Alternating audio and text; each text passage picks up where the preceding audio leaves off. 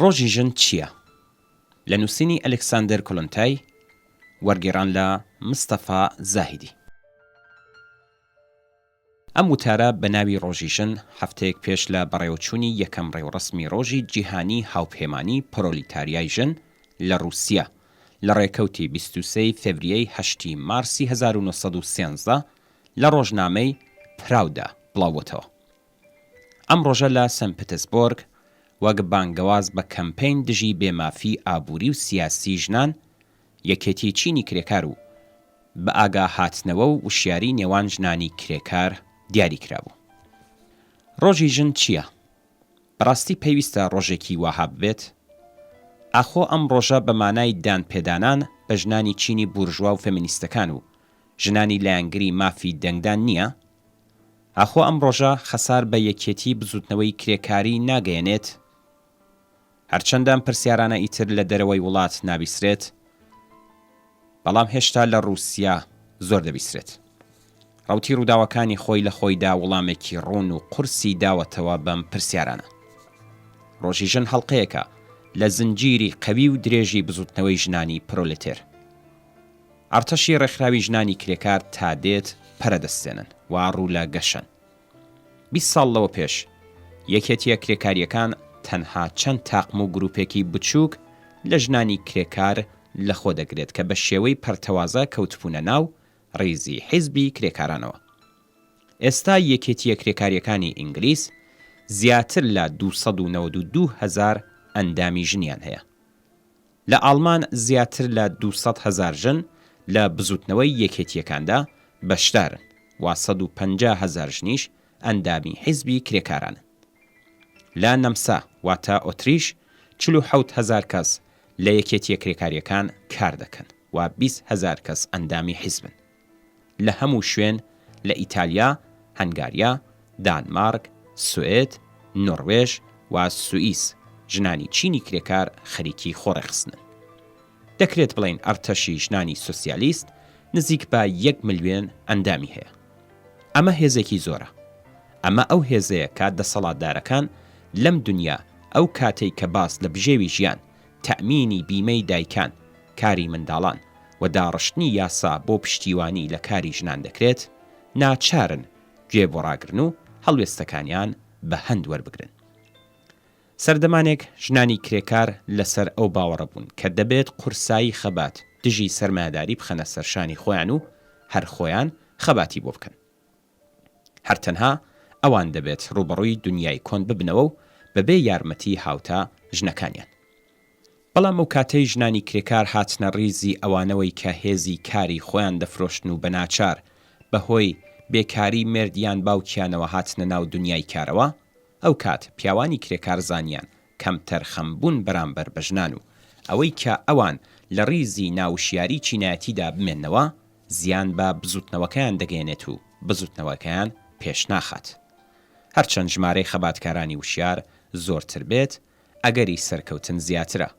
ئەو ژنەی کە هەموو کات لە چێشتخانەیە و کاری بە کۆمەڵگا و دەوڵەت یان بنەماڵەوە نییە، چ وشیاریەکی هەیە؟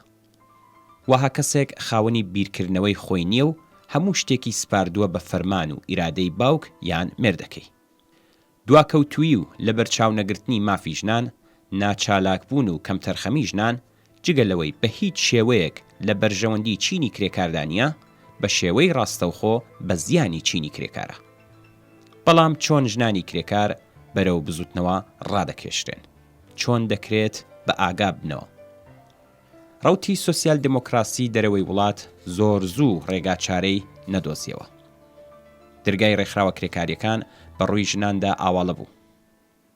بەڵام بۆچی تەنها ژمارەیەکی کەم لە ژنان پەیوەست بوون بە ڕێکخراوە کرێکاریەکانەوە؟ لەبەر ئەوە چینی کرێکار سەرەتا بەوەی نەزانی بوو کە ژنی کرێکار بێبەشترین ئەندامی ئەو چینەیە لە باری یاسایی و کۆمەڵایەتیەوە و چەندین سەدەیە ژێر دەستەی ئەویترا. ترسێنراوە و لێپرسینەوەی لەگەڵ کراوە بۆ ئەوەی مێشک و دڵی بە جوڵە بهێنرێت، پێویستمان بە شێوەیەکی تایبەت و زمانێکەیە کە وەک ژن لێی تێبگات. کرێکارەکان سەرەتا پێشوازیان لەو ئایدیا و بیرۆکەیە نەکرد کە ژنان لە دنیا پڕ لە چەوسانەوەیدا کە مافە ئینسانیەکانی تێدا پێشێل دەکرێت، نەک تەنها وەک ئەو کەسانەی کە هێزی کاری خۆیان دەفرۆشن بەڵکو وەک دایکیش دەچەوسێنەوە. بەڵام کاتێک حیزبی سۆسیالیستی کرێکاران بەم کەم و کوڕیەی زانی بە شێوەی ئاشکرا و نەترسانە بەرگری کرد لە ژنان هەم وەک کرێکار و هەم وەک ژن و دایک. سۆسیالیستەکان لە سەرجەم وڵاتان خوازیاری ئەوە بوون پشتیوانیکی زیاتر بکرێت لە ژنانی کرێکار، بیمە و تەمینی دایک و منداڵ، مافی سیاسی بۆ ژنان و بەرگریکردن لە بەرژەوەندیەکانیان بەشێک بوو لە پشتیوانی سۆسیالیستەکان لە هەموو دنیادا. هەرچەندە حیزبی کرێکار و هاوکات ژنانی کرێکار باشتر لەم ئامانجە دووهەمە تێگەیشتون، ژنان بە ویستێکی زیاترەوە بەرەو حیزب هاتن و حیزبیان بە پشتیوانی ڕاستەقینەی خۆیان زانی و تێگەیشتن چینی کرێکار بۆ ویستەکانی ئەوان ئەو ویستانەی تایبەتن بە ژنان خەبات دەکات. خودی ژنانی وشیار و ڕێکخراودراویش هەوڵی زۆریاندا بۆ ڕوونتر بوونەوەی ئەم ئامانجە. ئێستاکە قورسایی ڕاکێشانی کرێکارانی ژن بۆ ناو بزوتنەوەی سۆسیالیستی کەوتۆتە سەرشانی خودی ژنان. حیزبەکان لە هەموو وڵاتان ئێستاکە کومیتە و نووسینگەی تایبەت بە کاروباری ژنانیان هەیە. ئەم کومیتەی ژنان لە ناو کۆمەڵێکی زۆر لە ژنانی ناوشیاری سیاسیدا چالاکی دەکەن، وشیاریان دەکەنەوە و ڕێکیان دەخەن. هەروەها ئەوان لە نزیکەوە پرس و داخوازی تایبەت بە ژنان تاوتوێ دەکەن. لەوانە پشتیوانیکردن و دابینکردنی خواستەکانی دایکانی سکپڕ یان ئەو دایکانەی شیر ئەدەن بە مناڵ، چاکسازی لە یاسای کاری ژناندا، ڕێخستنی کەمپین دژی لەشفرۆشی و مەرگی منداڵان، داواکردنی مافی سیاسی بۆ ژنان، باشتربوونی دۆخی شوێنی نیشتەجێبوون، کەمپین دژی لەسەرەوەبوونی تێچووی بژێوی ژیان و هتت. بەم شێوەیە ژنانی کرێکار وەک ئەندامانی حیزب سەرەڕای ئەوەی خەبات دەکەن بۆ خواستە هاوبەشەکانی بزوتنەوەی چینایەتی، ئەو خواستانەی کە ئەوان وەک ژنان هاوسەرەکان لە ماڵەوە هەیەنە و کاریگەری لەسەر دایکانیش دادەنێت، زەق دەکەنەوە و باسی لێوە دەکەن. حیزب پشتیوانی لەم خواستانە دەکات و خەباتی بۆ دەکات. پێویستی و خواستەکانی کرێکارانی ژن بەشێکی گیانەکراوەی بزوتنەوەی هاوبەشی کرێکاریە. لە ڕۆژی ژندا ژنانی ڕێکخراو دژی نەبوونی ماف و بێمافی خۆپیشاندان دەکەن. بەمەشەوە هێندێک دەپرسن بۆچی دەبێت ژنانی کرێکار جیا بکرێنەوە، بۆچی دەبێت ڕۆژێک ببێت وەک ڕۆژی تایبەتی ژنان. بڵاوکردنەوەی بڵافۆک و کۆڕ و کۆبوونەوەکان و کۆنفرانسەکان کەڵکی چییە بۆ ژنانی کرێکار؟ مەگەر سەرنجام لێکدانەوەکە بە مانای پەسەندکردنی فەمینیستەکان و ژنانی بورژوایی لایەنگری مافی دەنگدان نییە؟ تەنها ئەو کەسانەی کە جیاوازیە بنەڕەتیەکانی نێوان بزوتنەوەی ژنانی سۆسیالیست و ژنانی بورژوایی لایەنگری مافی دەنگدان ناناسن و هابیر دەکەنەوە. فەمینیستەکان چه ئامانجێکیان هەیە؟